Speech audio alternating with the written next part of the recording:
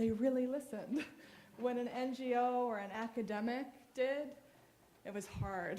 We had to have thousands of people saying something from civil society, from communities. But one military leader could say, actually this, Iran deal is a good idea. And there were a number of military leaders who did say a war with Iran would be disastrous.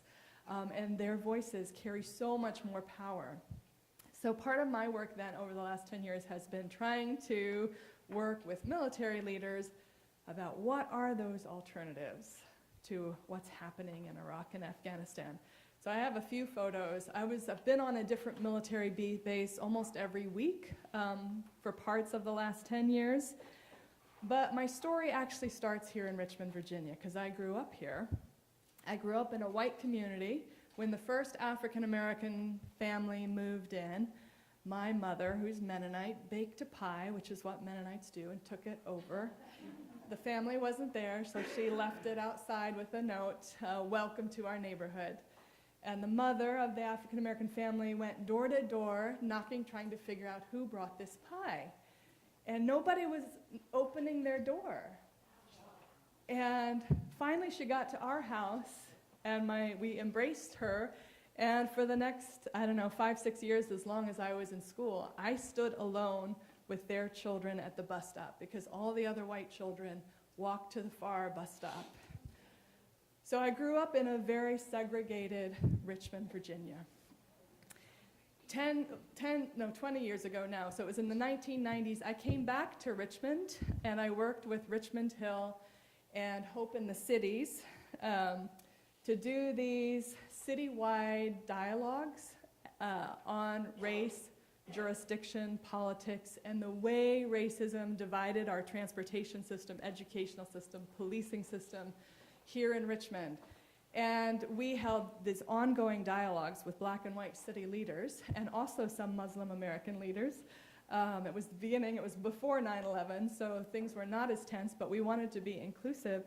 And I worked with the African American co-facilitator on these dialogues. And really, I learned so much about how do you build a safe community. And you do it through dialogue. And you do it through actually sitting together and figuring out how are we going to have a community, a city that works for everybody. And that city, the planning for that can only happen when people are sitting side by side and really looking at the very hard issues of white privilege, systemic racism, all the things that we know go on. Now, I learned so much from that conversation that is actually very much related to what I'm doing now. When I arrived in Afghanistan, it was the first or second time, I was there 6 times for several weeks. I was sitting at the airport and I was waiting for my Afghan friend to come pick me up. And somebody from the military was beside me and they're like, "You're gonna go live with them?" And I felt like I was transported back to my childhood in Richmond, Virginia, like, them. Well, yeah, I'm gonna go live with an Afghan family who's taking care of me, and they're gonna show me around, and I'm gonna work and teach at Kabul University with many other Afghans. And it was incomprehensible to that person in the military that I would be living with Afghans. And so this us-them and the disparity of power and the disparity of privilege is so clear, whether we're talking about policing in Richmond, Virginia, or the US military in Afghanistan. For me, the dynamics are the same, and the absence of dialogue and seeing each other as human beings is really clear. The summary of what I've been working on is trying to move from a national security paradigm to a human security paradigm. That concept of human security is now being used all over the world to think about how do local people, men and women, boys and girls, define security. Do people feel safe? And that should be the base evaluation of whether we have security. Security shouldn't be defined by police departments or national security executives. It really is only a question of local people in a given area and how do they feel. Can they ride the bus and feel like they will be treated fairly with dignity? Can they walk to the store? National security is different from human security in a variety of ways. Our typical national security paradigm, out of which we have designed the wars in Iraq and Afghanistan, are looking at the defense of our territory, maintaining an international legal order, a free market economy, seeing the military as the primary security actor, and thinking about investments in a security budget, which go primarily to the military. In human security, we have a focus on protection of civilians. Police are accountable to civilians. The military are accountable to civilians. So security actually is a public good. It's seen as something that is in service to others. It's locally defined. The UN defines human security as a freedom from fear, a freedom from want, and a freedom from humiliation. Everyone is a security actor. I learned that first here in Richmond, Virginia. We talked to religious leaders, black and white business leaders, police officers, and this idea that we all have to be invested in the security and safety in our communities. In a human security budget, money goes to development, it goes to human rights, it goes to women's rights, it goes to diplomacy, it goes into empowering communities and helping each other see each other as human beings. Now, interestingly, the RAND Corporation, which is a powerful Washington think tank researcher, primarily a military research center, in their book on how terrorist groups end, this is what they found. Very few terrorist groups end with military force or through an outright victory. Most end through a political process, diplomacy. Most terrorist groups actually have legitimate grievances, and those legitimate grievances can be negotiated. And while their means may be illegitimate, they may use force and violence against civilians, and we are fine to say those are evil actions.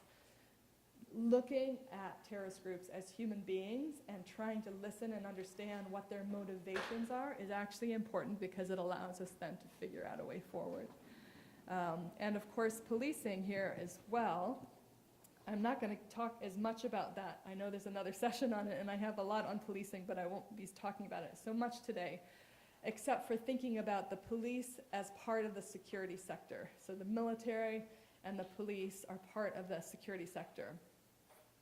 I teach in the Center for Justice and Peacebuilding at Eastern Mennonite University, and I work in Washington at the Alliance for Peacebuilding, which is a network of peacebuilding organizations. So the field of peacebuilding is made up of thousands of universities and churches and religious organizations around the world who are specifically trying to lay out what are these alternatives to violence, whether it's diplomacy, work with youth, work through the arts, and how do we build relationships with each other across the lines of conflict, whether it be black and white city leaders here in Richmond, police and Muslim Americans, all the divisions that exist in the world.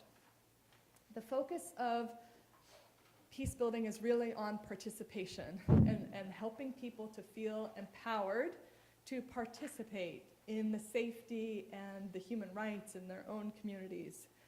Peacebuilding skills then, like dialogue, negotiation, and mediation, are how do you get groups together that are in conflict and help them find mutually satisfying ways of addressing the conflict.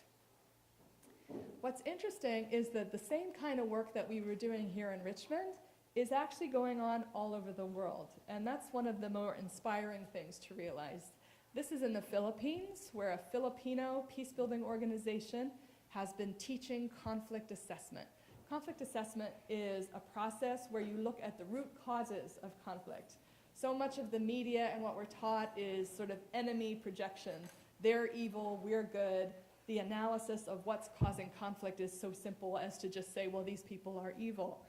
In conflict assessment, you look at the structural, economic, political, cultural, religious dimensions of conflict in terms of what is brewing together to create conflict. So when military leaders in the Philippines learn to see insurgents not just as this evil group, but as actually having political and economic grievances, they have been able to sit down and talk with each other. Much of the Filipino peace process has been based on the Filipino military learning peacebuilding skills at the Mindanao Peacebuilding Institute. So it's a really remarkable local ownership of what's happening. In Guatemala, the same thing is happening. Guatemalan religious organizations, human rights organizations got together and said, we can't just say no to the government and the military. We have to work on the hard solutions. In Guatemala, they started saying civil society is moving from protest to proposal. Sorry, momentary 50-year-old brain. Protest to proposal. So you're not just in the streets demonstrating, which needs to happen in civil society. You need to actually make policy proposals about what the alternatives to a military government would look like. So civil society in Guatemala sit with military, police, security policymakers. They do a joint analysis of what's causing the conflict, and then together they come up with more appropriate strategies. In Sri Lanka, they're doing joint capacity building as well. So civil society, military, and police are training together on how do we work together to improve human security. So human security becomes a bridge that military and police can understand, but also civil society, community leaders. This kind of training together is also happening in the Philippines, and it's also happening all over Africa. Actually, in my time in East and West Africa, this is where I became most inspired with reaching out across the lines of conflict between civil society, government, and military, because I saw the African peacebuilding community reaching out to their government and military. And I thought, they're way ahead of American peacebuilders, because we only protest in front of the Pentagon, but we don't think about going inside and actually having a conversation. And my colleagues in Ghana and Kenya were meeting with the military. The military was asking them to come do trainings. They knew people in the government, and in Ghana, they have launched the first national infrastructure for peace, where they have mediators trained from the community level, regional level, all the way to the national level. And in that paradigm, they know the military is the last resort. So when there is any kind of violence that breaks out, the community mediators go in first. If they can't stop it, the regional mediators and religious leaders come in. If they can't stop it, then it goes to parliamentary and national religious leaders. The military and the police are only the last resort. So there's this whole system that they have created, which is really the inspiration for the rest of us in the world. And African countries are innovating the best peace building, in my point of view. There are signs of hope post 9/11. There has been more conversation in the Pentagon and in military bases across the US about the human aspects of military operations. In the first report the Pentagon put out on evaluating the wars in Iraq and Afghanistan, the primary fault was we did not understand local communities and populations. And so they started this new doctrine called human aspects of military operations, which the result is not what I had hoped it would be. But this phrase of, because violence is now democratized, meaning there are guns everywhere, people have access to weapons, we also need to democratize peace and security. So human security is that democratization of giving people the skills and the processes to work together. I would say in the military and the Pentagon, there is a growing recognition of the limits of military solutions. We've had the highest levels of military leaders say there is no military solution in Israel, Palestine, in Pakistan, in Afghanistan, in Iraq. That's the doorway to the peace-building community, and that's why I have been called to so many military bases, because there is this openness, there is this recognition that we're not just fighting evil. Like, that's such a simple analysis. We're fighting political corruption, we're fighting poor governance, we're fighting economic inequality and global racism and global free market economies that do not work for most of the world's populations. And people in the military, I find, are far more articulate about those problems than your everyday citizen. This is why also the military is the leading agency in government leading the charge about climate change, because military scientists know for sure climate change is happening and all the wars of the future are going to be because of climate change. And they are telling Congress that every week. And congressional, especially Republican leaders, just do not want the military out saying that. There's a new film out actually about this tension, because in some ways climate change is not a political issue. Like the military, the Pentagon, just is saying very clearly we have to change course. I'm going to skip a couple of slides. I think I'm out of time, really. A couple more minutes. What's the name of the film? I didn't write that down. My 50-year-old brain can't call things up quickly. But if you Google U.S. military climate change movie, I'm sure you'll find it. Google is my best friend now. So a lot of what I've been trying to do is sort of move beyond what have been the entrenched ways the U.S. military, but not really all military and police, have viewed communities and civil societies, in which the focus has actually been on pacification and repression. So really trying to keep the average citizen out of the discussion of security. So if we look at all of the history of pacification in the United States with First Nations, indigenous peoples in this country, it was about pacifying indigenous communities. That technique has been used all over the world. Counterterrorism legislation is actually working in the same way. It's illegal actually for peacebuilding groups to work with Hamas, Hezbollah. When I was teaching at Kabul University, I had students who supported the Taliban. If I had ever revealed that, I could have been arrested. Any contact I had as a teacher teaching nonviolent solutions to the Taliban means that I am guilty of material support to the Taliban, and so there's this rule now that really endangers any of my colleagues who go out and work with armed groups. So counterterrorism legislation is the new version of pacification. Counterinsurgency is a bit softer to civil society. You heard the phrase winning hearts and minds. I have a long critique of this, but we don't have time today. Protection of civilians is another new concept, which is trying to gear police and military toward protecting people. It's still not quite right because it keeps people passive, and the military and the police are supposed to do the protecting. Really what I'm talking about is a democratization of security and a democratization of policymaking. Listening to local communities should be what our public diplomacy is about. So instead of diplomats going and giving speeches, they should go and listen in rural Afghan villages, and they would learn a lot about what's causing the conflict from those local perspectives. The focus of the two books that I wrote with this global network of Filipino, Guatemalan, and many people from many different countries and how they're interacting with the police and the military is based on these three ideas.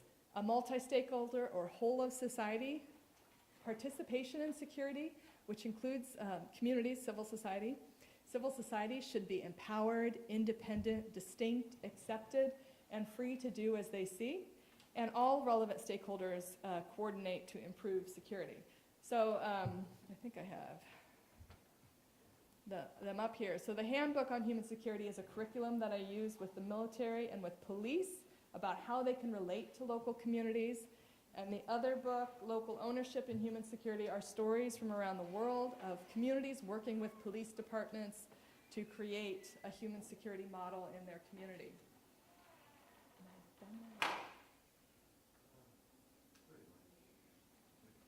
This is the last slide I'll show. At the global level, there is this process called security sector reform. And in Europe, it is the rage, and there's lots of money going toward this idea because they see that actually security systems, police and military in other countries that are oppressive and repressive against their people is one of the primary reasons why people join insurgent or terrorist groups.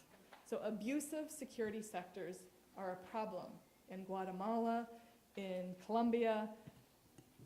When you want to think about this transformation, security sector reform is moving from civilians distrusting security forces and viewing them as predators through a process where civilians come to trust and be in relationship with security forces, and communities see them as protectors of human security. So it's more of a partnership. And this is the ideal that's already in practice in a few communities and even countries in the world, and what we need to be thinking about in terms of transforming how the US institutions view security. Thank you.